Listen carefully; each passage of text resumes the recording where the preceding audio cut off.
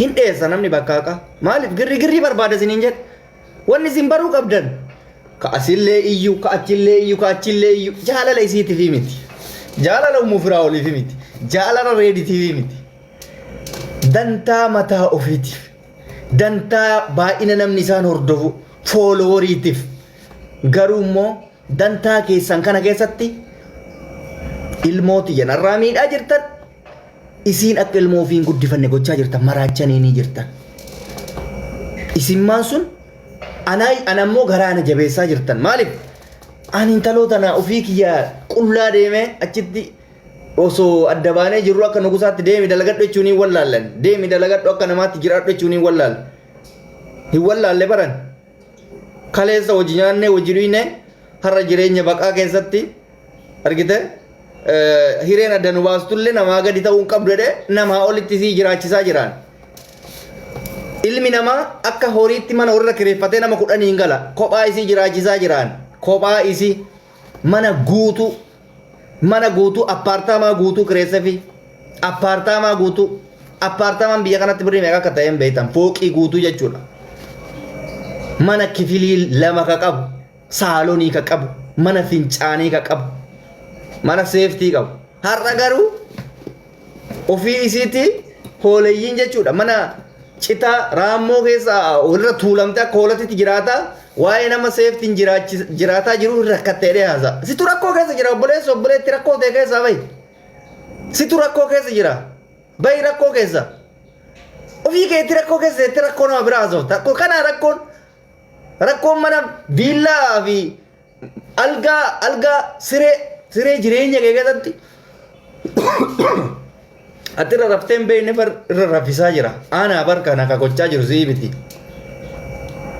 aanaa bar deem mana kee nu garsiisi jedhaanii dhaqaatiniin mana eenyu keessa hin jiraanne keessa sii ka jiraachisaa jiru ana si'ii miti obboleessoo aanaa argaa jirtu kana ilaa ammaatti miirre dhugaan keessarree mee namnummaan dhugaa keessanii mu tokkochi maan dhufne maa kophatti mana banatee iyya asirratti anatti ni mu fuulatti mee jarana kanuma naa hima hin jiru bar dhugama ofii sanillee yookaan hin dubbattu yookaan lakki jara keenna dubbiin tun dharaa dhiisaa ka jedhullee hin dubbattu mee amma akkamitti duuba akkamitti ta'a namni asii baqataa jiru namni asii dhiyeessaa jiru dhugaa ofiillee baruu hin barbaanne akkamitti dhugaa itti himnaaf dhugaa galchinaaf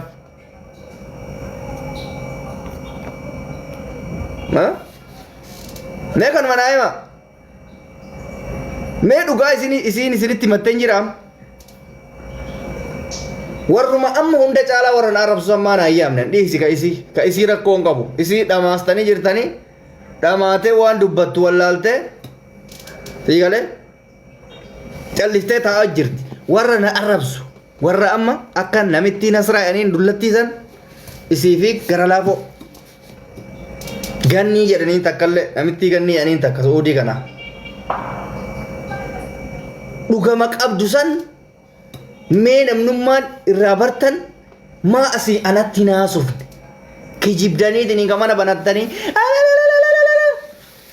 akka harree haalale maqaadhaaf namitti nama dheengadda gaa'eera waraanee sun biyya faranjii jirta deemte dalagaa keen dalagattu akkamitti akka ati jiraataa jirtu akkam amma hunda naasa'u yoo narraa dhoorgitan narraa dhoorga yoo narraa dhoorguu baattan anatu ofirraa dhoorga namitti isa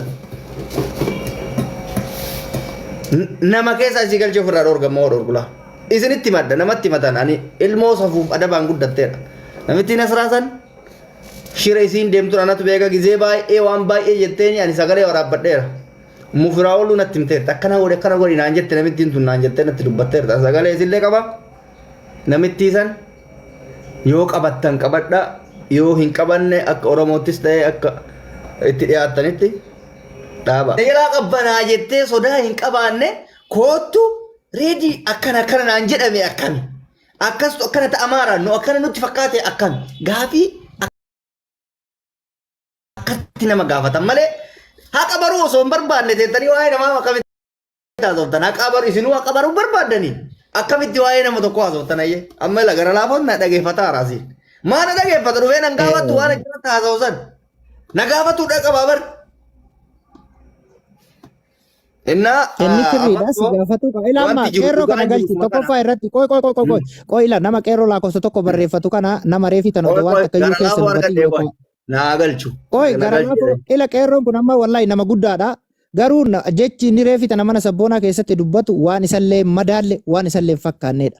Sigalee Eeroo namni kam? tokko waan tokko itti siiqee bare ila kasuudii kana jiru ka horii ilmu tokko ila jala kana lakkoofsa tokko barreesse. Garuu wanni inni Siinee reefi tana baran mana sabboonaatitti calliseetuma haasa'e. waan itti fakkaate tarsa'uu malee Wallahi namni wanni inni dhugaa jiru waan baruu isan mee amma fakkaanne waan ammoo itti sillee gaafatamu madaalle ta'u. dubbate qeerroo. Dhugaa dubbachuuf odoma Dhiisi reediin dhiisi iyyuu nama akkanaatiif itti gara kanneen kun namni laafummaa ilaalu. amma akka isin dubbataa jirtan kanatti akka uummanni arrabsaa jiru kanatti reedii garaa itti laaffisaa jirtan moo ummu furaa olii yaaddan. Dhugaa dubbachuu ani Ani yeroo kan tokko tokko ajaa'ibee barnaa saaban. An kan ummu ajaa'ibee furaa na dhiisuu olii dide. si yaadne reediis gara laaffisuu miti. Kun akkana jechuun ammootu itti jabaadhuu sirrii jirtaa ajandaan akka mucaa wayii dheengadda amma Itoophiyaa irraa fooloo isiniin guddifataa irra jedhee suuraa siiduunaatii fi kareedii gadhiise sanii dhugaa dubbachuuf fooloo nullee amjooyin itti godhaa jirra. Garuu ammoo bakka takka takka dhugaa dubbadha haqa dubbadha. Anamma ummu furaa olii fi reedii yoo wajji jiraatanis darsana jedhaa yoo gara gara baanis reedii ta'ee jiraachuu hin danda'u reedii nana ta'ee jiraachuu hin danda'u maaliif waan isa baasun ilmoo daa'imaa miti nama guddaadha nama areeda qabu nama yaaduu danda'u nama waan isa baasu beeku. Isin ammootu waanuma takka osoo keessan beekin osoo waan takka keessan hubatin zim si galee wallahi nama ajaa'ibdan. Dhugaa yoo dubbanne namni yoo jireenya gaarii jiraate ni waanya uummanni keenya kun. Uummanni Oromoo guutumatu waanya. Jireenya amma siiduunaa fi reetii jiraattu waan guddaa. Kanaaf waanyataniiti dhugaa dubbachuuf. Akkasii ani miitii qabadhaa nama ol galchi dhiifama galatu.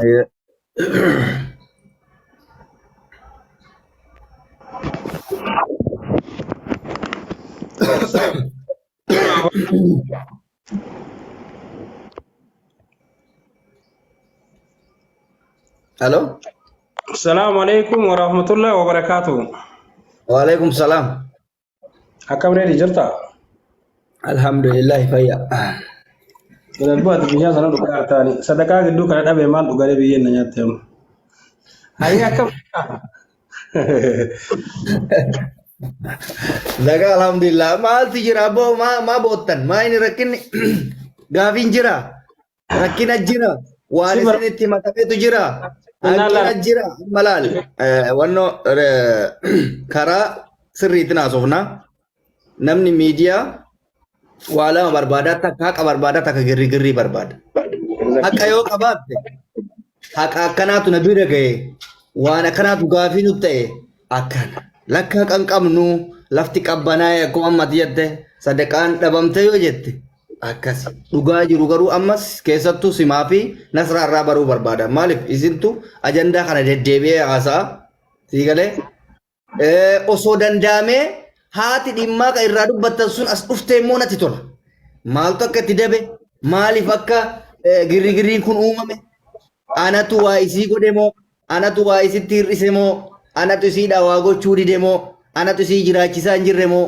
Ka jedhu silaa isiin jiraatte gaariidha. Ammaaf ati gaafii qabdu himannaa yoo jiraatte takka takkaan dhugaa jiru gamaa gamana dabsuun dhiisnee na gaafadhu sii deebisa. Allaqee dhugaa jiru haa baru uummanni. Sana booda dhugaa jiru baree abbaan fedhe yoo nu arrabse abbaan fedhe yoo nu dhiise ayidoon kee arraban beektaa warra miidiyaatii irra turree muuxannoo dhugaa jirra irraan kaa'adha. Hayyee reedii keenya galatoomi ani dhiifama irraa ta'e mana kee dhufee si fakkaachuu mana keetii yoo ba'e immoo nama biroo fakkaachuu amala akkasii hin qabullee godhachullee hin fedhu. Daarektii waan si duuba haasa'us waan sirratti haasa'us siin jedhee si biraa deema. Noormaalii akka nama tokkootitti disipiliinii duraanii akkasumallee akka tokko dhiira keessaa bareedina rabbi sii kennee fi harakaata minaamina kanaa fi gandummaa wajjinuu akka nama tokkootti si jaaladha. Garuu komii sirraa qaba. Okay? Waa'ee fuudha keetii irratti amma gaafii dura odoo gaafii na gaafatte hoo wanda uumamerraa komiin osoo hin ta'in komiin bar nama jaalattuun komattaa waan gootu aan adda addaa hin jettaan san dura waa'ee haqaarraa osoo dubbanne amma wanti miidiyaarra deemamaa rokkomaatti argitu kan akka waan ani umufiraa oliin cabsee akka waan umufiraa oliin ani gargaaruu dhiisee akka waan umufiraa oliin ilmooti yataa namni biraa naa jiraachisaa jiru akka waan isii ta'e namni biraa jiraachisaa jiru akka nama kiraa irraa kafalaa jiru akka nama agartee biyya kanatti yookaan doorsisa wayii qabduu fakkeessanii dubbatan. Isa kanarraa ijoon sila maaliif komii itti deebita namni ol komata komannaa yoo naa ta'een fudhaa yoo naa taaneen dhiisa waa'ee komiitii miti anamma si komatu hin danda'a gara laafoon Dubaay teettee akkana jettee si komadhee jira na dhiisi bilis minaamin jechuu hin danda'a isaa miti haqa waa'ee haqaa biraa so'aa jira namni baay'ee nama warri miidiyaa koomentii irratti nama arrabsu haqa kanatu galuufii dide inni kun waan ani dabsise inni kun waan isii wannoo jettise argite waa'ee haqaa irraa dubbanne irra dursa dhugaa jiru bar dubbatudha gara laafa waa wayirra dhaabattee gaafa nama tokkorra gaafa dhaabattee dubbattu hayni wayyoo hin jiraanne lafa duwwatti komiidhaaf jettee amata tokko guutuu namni ji'aan torbeen guyyaa 15 darbee hin haasa'u gaafii maa akkana goote isiin akkana jette kan jedhu barbaadaan.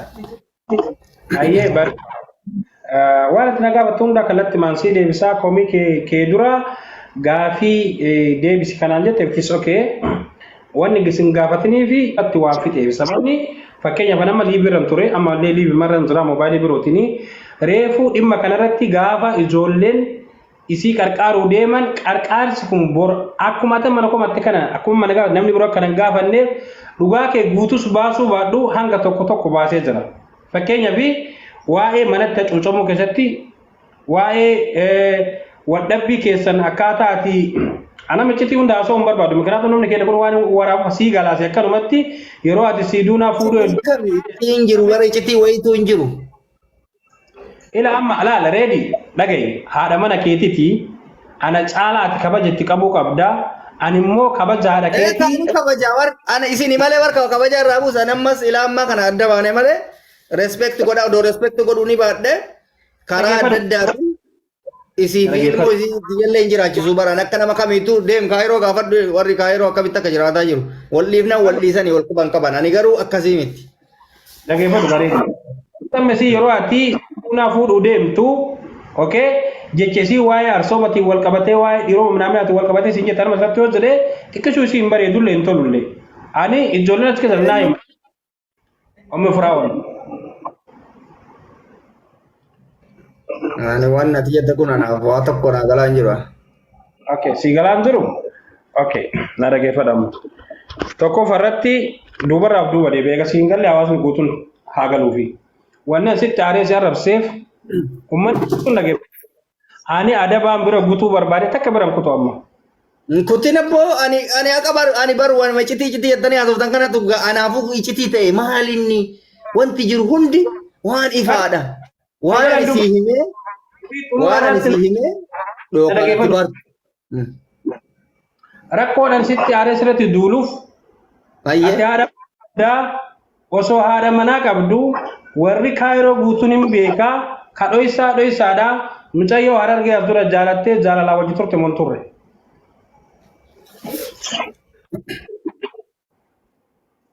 Deebii barbaada.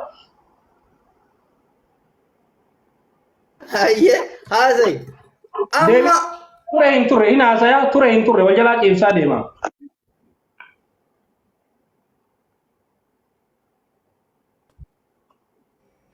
ciibsi deemi rakkoo hin qabu. Okay. Tokkoffaa mucayyoo isa wajji yeroo jaalatu. Mokeetti gara laafoo. Okay, si fita rakkoon fidee gammannee si rakkoon qabu. Haadha mana keetiiti dhoysitee akka ilmi dhiiraa galuu hin dandeessa. Garuu immoo osoo hin beeka. Digalee I don't care namarraa sodaan qabu. Dhala akkuma tokkochi maraatturraa haga tafayyaa qabdutti dhalaan hin beekne hin jiru. San nama mari'adhee miti. Laayifii kiyya sun nama hin galchu. Nama ni laallatu si galee. Garuu amma akkana ta'amee tilmaama haasaarta si galee. Waa'een nuti jiru waa'ee ummu firaa'oodha sitti. na dhageeffadha waan ilma namaa Miidhama si jette natti madhuu si jedhe bar miidhama si. kennitee gidduun seeniiniitti dhageeffadhu xumurii evidensii boodara fidi naan jedhe. Ayyee. Mana manaa dhufu duubar mana namaa hin fedhu ani. Miknaatum yoo mana namaa dhufan abbaa namaan kennu. Haa, waan biraa keessa deemtaa bara ajandaa keenya keessa ajandaa biraatti baate warra akkoo kee.